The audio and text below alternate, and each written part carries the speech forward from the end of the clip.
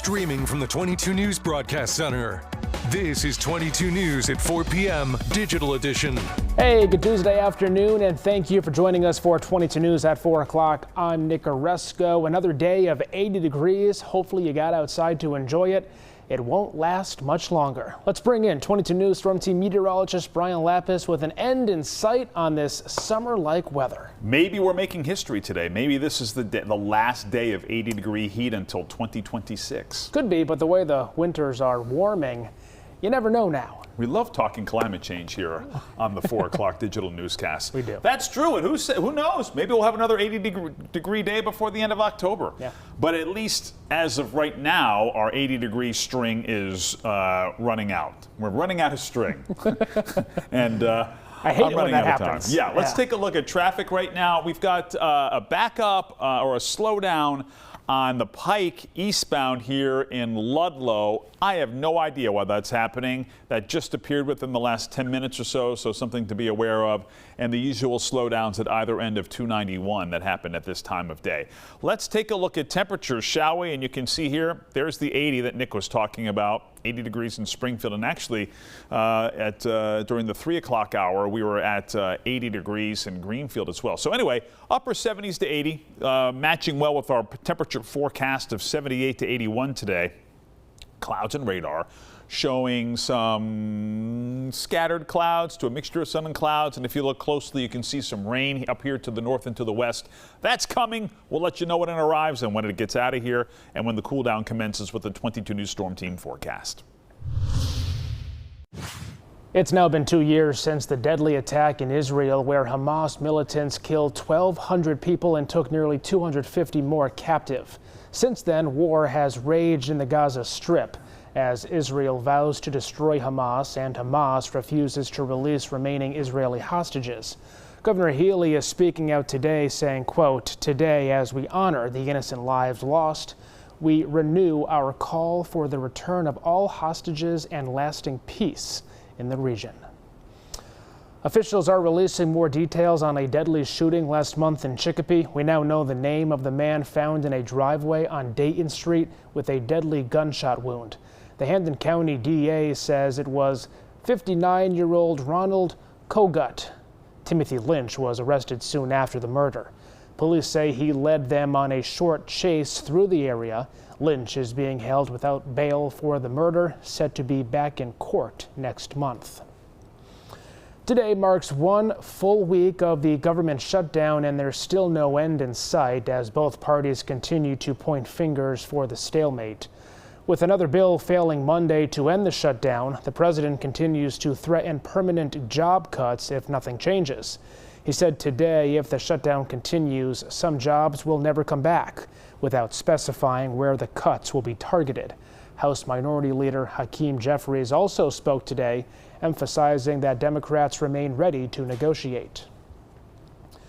The Karen Reed case is being brought up in court yet again today. Now a number of murder case defendants in Norfolk County are sitting in. They're asking a judge if former State Trooper Michael Proctor's texts can be used as evidence in other cases. Proctor testified during Reed's first trial about lewd texts about her case drawing national attention. But now a judge says a federal judge needs to sign off in order for other defendants to use those texts as evidence. Meteorologist Brian Lapis enjoying the warm air today. And now he's back in studio. Yeah, I just took a little lap around the building outside to enjoy the sunshine. Clouds are moving in and Yes. rain is on the way. And our historic 80-degree day is the curtain is coming down on it. Let's put it that way. Let's take a look. As Nick mentioned here, we've got the clouds that are overhead right now, kind of a mixture of sunshine and clouds, classic 50-50 mix.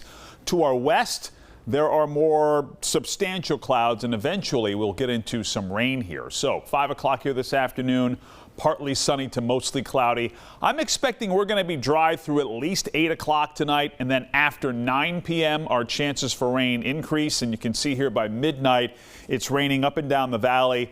The heaviest rain comes in here well after midnight, say between 2 a.m. and 7 a.m. As you can see here, there might be And actually, this is actually an important bit of information. There might be some thunderstorms here between 5 and 8 o'clock tomorrow morning. So if you have a person that's going to be waiting at a bus stop tomorrow morning, you might want to keep an eye on the radar and make some alternate arrangements for waiting outside, because there is the possibility of some lightning and certainly some heavier downpours. Then the showers continue here through the first half of the day, and then by 11, 12 o'clock, the clearing is commencing and we clear out and cool down here tomorrow. High temperatures tomorrow, 66 to 70. We barely get to 60 on Thursday. We'll show you on 22 News at 5.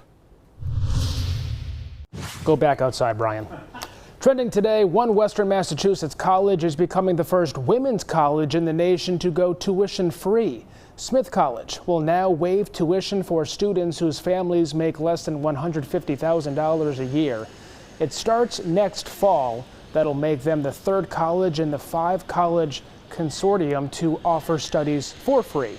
Both Mount Holyoke College and UMass Amherst offer free tuition for eligible students. If you're feeling lucky today, Mega Millions is back on the climb. Tonight's jackpot is up over $500 million. That's a $547 million sum.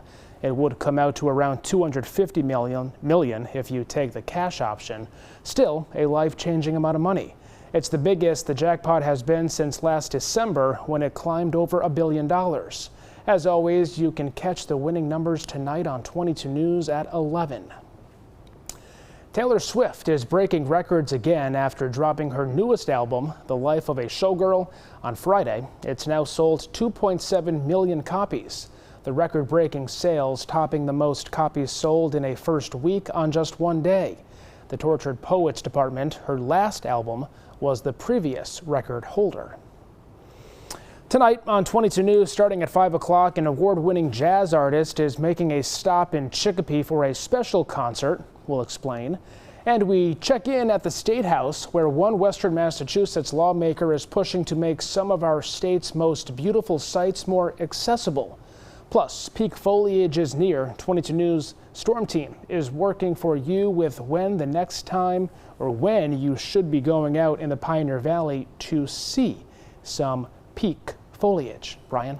Traffic right now is running okay. We did have a little slowdown eastbound in Ludlow on the Pike. That seems to be improving by the minute, which is good news. And of course, the usual slowdown here on I-91 south near the 291 merge is growing as we approach the evening commute.